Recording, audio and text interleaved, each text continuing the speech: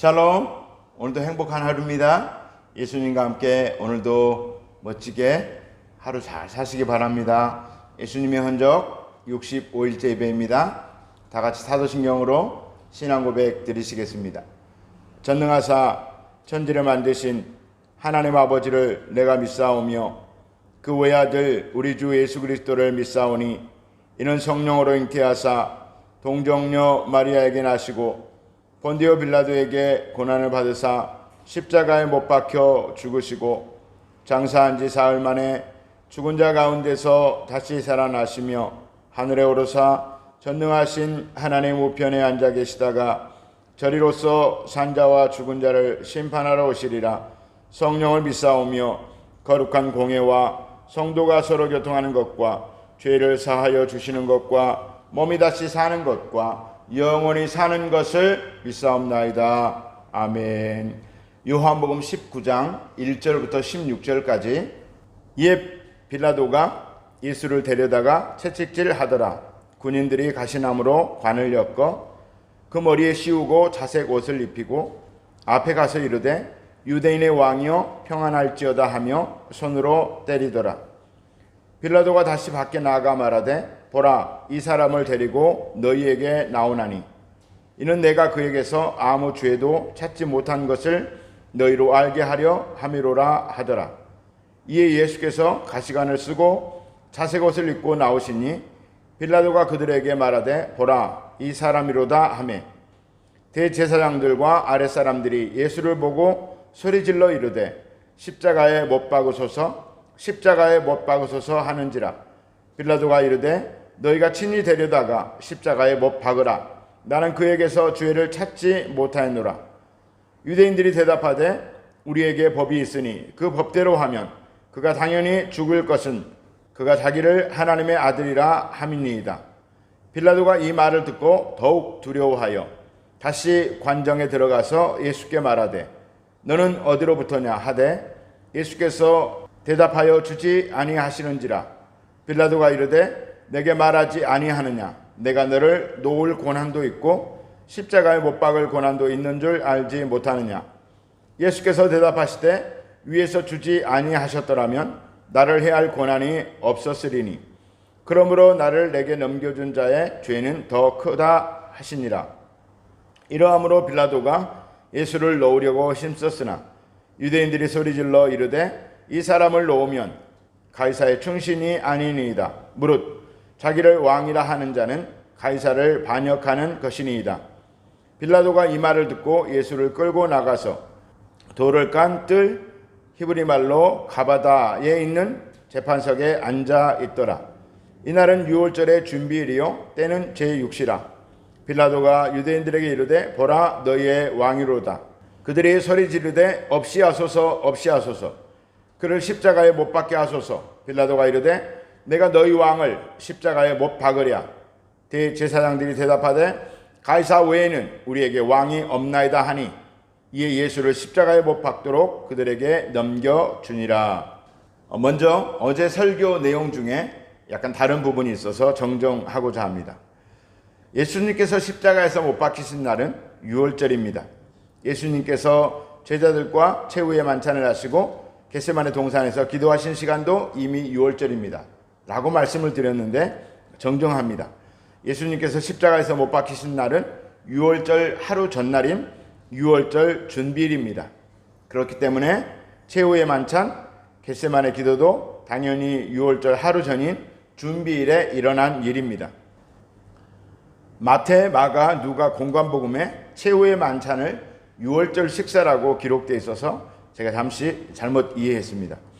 유대인들은 유월절을 경건하게 보내고 싶은 마음에 서둘러 예수를 못 박으라고 빌라도를 재촉하는 것입니다. 더군다나 이 해의 유월절은 안식일과 겹치는 날이어서 유대인들은 더 크게 생각하고 있었습니다.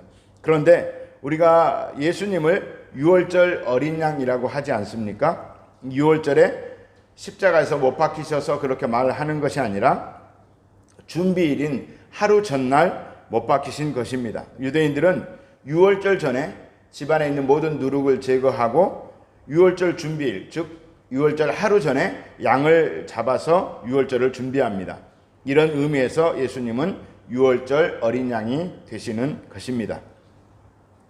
오늘은 어제 잠깐 언급했던 빌라도에 대해서 조금 더 살펴보기를 원합니다. 어제 말씀드렸듯이 빌라도는 많이 억울할 것입니다. 오늘도 어김없이 우리의 신앙 고백 사도신경에 악역으로 등장합니다. 사실은 가롯 유다나 유대인의 종교 지도자들이 훨씬 더 나쁜 사람일 텐데요. 그래서 예수님께서도 이에 대해 말씀하셨습니다. 11절에 예수께서 대답하시되 위에서 주지 아니하셨더라면 나를 해할 권한이 없었으리니 그러므로 나를 내게 넘겨준 자의 죄는 더 크다 하시니라. 첫 번째로 책임을 회피하고 싶은 본디오 빌라도입니다. 4절 하반절에 보니까 내가 그에게서 아무 죄도 찾지 못한 것을 너희로 알게 하려 함이로다 하더라. 6절 하반절에 빌라도가 이르되 너희가 친히 데려다가 십자가에 못 박으라. 나는 그에게서 죄를 찾지 못하였노라.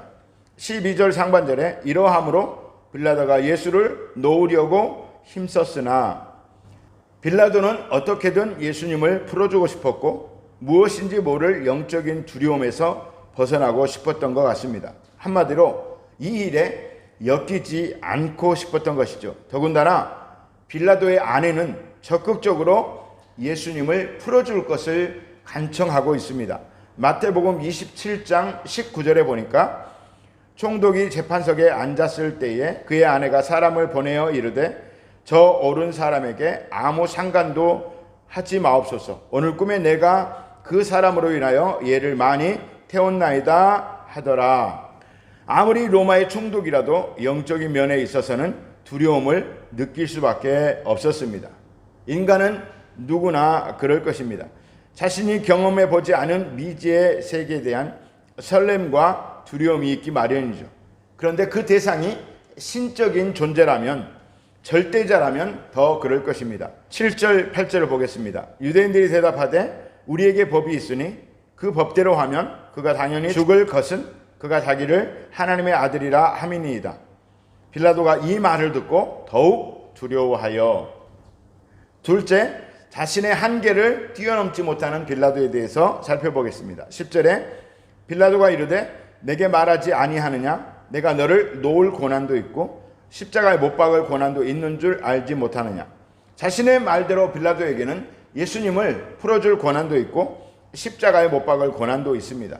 그러나 자신의 그 고난은 자신의 육신적인 한계를 넘지 못합니다. 12절 15절을 볼까요? 이러함으로 빌라도가 예수를 놓으려고 힘썼으나 유대인들이 소리질러 이르되 이 사람을 놓으면 가이사의 충신이 아니니이다. 무릇 자기를 왕이라 하는 자는 가이사를 반역하는 것이니이다. 그들이 소리지르되 없이 하소서 없이 하소서 그를 십자가에 못 박게 하소서. 빌라도가 이르되 내가 너희 왕을 십자가에 못 박으랴. 대제사장들이 대답하되 가이사 외에는 우리에게 왕이 없나이다 하니. 빌라도의 아킬레스건을 유대인들은 정확히 알고 있었습니다. 빌라도가 두려워하는 사람은 오직 한 사람, 로마의 황제입니다. 자신의 인사권과 생사 여타권까지 쥐고 있는 사람이 로마의 황제이기 때문입니다. 그런데 유대인들은 그것을 잘 알고 있기에 가이사 외에는 자기들에게 왕이 없다고 말을 합니다. 자칭 유대인의 왕이라는 예수를 살려주면 빌라도가 그것을 인정하는 결과가 되는 것이고 이것을 확대 해석하면 가이사에게 반역이 되는 것입니다. 빌라도의 입장에서는 두려워할 수밖에 없고 어쩔 수 없이 예수 그리스도를 못 박아야 하는 자신의 육신적인 그 입장의 한계를 극복할 수가 없었던 것입니다. 또한 밀란이 날 것이 두려웠습니다. 마태복음 27장 24절에 빌라도가 아무 성과도 없이 도리어 밀란이 나려는 것을 보고 물을 가져다가 무리 앞에서 손을 씻으며 이르되 이 사람의 피에 대하여 나는 무죄하니 너희가 당하라. 밀란이 일어나면 우선 자신이 유대인들에게 직접 붙잡혀 죽임을 당할 수도 있고 또 황제가 책임을 물어서 그 총독의 자리에서 좌천될 수도 있고 그렇기 때문에 정치인 입장에서는 두려울 수밖에 없었을 것입니다. 이런 생각을 해봅니다. 만약 한국의 국회의원들이 빌라도의 입장이라면 어떨까? 자신의 정당의 이익과 배치되는 이빠른 소리를 할 수 있는 사람이 얼마나 될까? 말레이시아도 마찬가지죠. 정치인들은 정당이 자신의 생명줄을 쥐고 있다고 생각을 합니다. 우리도 또한 마찬가지일 것입니다. 나에게 심각한 불이익을 주는 상황에서 정의와 진실을 따를 수 있는 용기가 있을까? 여러분은 어떠십니까? 저희도 이런 상황이 닥친다면 굉장히 고민하고 기도할 것 같습니다. 우리는 누구나 연약한 부분이 있습니다. 그 약한 부분이 하나님의 뜻, 복음과 배치하게 될 때, 대척점에 있을 때에 하나님의 뜻과 다른 결단을 요구할 때 어떨 것인가? 평생 그런 상황이 없었으면 좋겠는데 인생 앞길 모를 일이죠.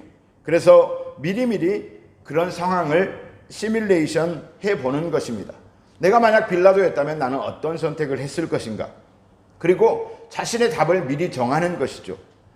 그 결단을 하나님 앞에 내려놓는 것입니다. 하나님, 저는 어떤 경우에도 하나님의 뜻과 복음을 선택하겠습니다. 그 결단이 내 생명을 위협하는 일일지라도 나는 기꺼이 하나님의 뜻을 따르고 복음을 위해 살겠습니다. 이렇게 미리 결정하고 기도하시기 바랍니다. 그리하면 인생 살다가 어려운 선택의 상황에서 하나님의 뜻을 선택하는 것이 훨씬 더 쉬워질 수가 있다라고 하는 것입니다. 오늘의 묵상입니다. 자신이 가장 아끼는 것이 무엇입니까? 하나님께서 그 아끼시는 것을 요구하신다면 어떻게 하시겠습니까? 라는 것이 오늘의 묵상입니다. 빌라도의 입장에서 오늘 하루 묵상해 보시기를 축복합니다. 이제 기도하겠습니다. 우리가 빌라도의 상황이라면 어떨 것인가? 주님, 어떤 상황에서도 주님을 선택할 수 있도록 우리 믿음을 견고하게 하여 주옵소서. 우리 가정, 교회, 성도들을 지키시고 축복하여 주시옵소서. 우리 교회에 큰 부흥을 주시고 또 내 자신의 문제도 주님 해결해 주시옵소서. 조국 대한민국과 말레이시아 그리고 온 땅의 교회와 성도들을 지키시고 인도하여 주시고 또 복음이 더 확장되고 속히 하나님의 나라가 임하게 하여 주옵소서. 우리 주여 삼창하고 기도하겠습니다. 주여, 주여, 주여.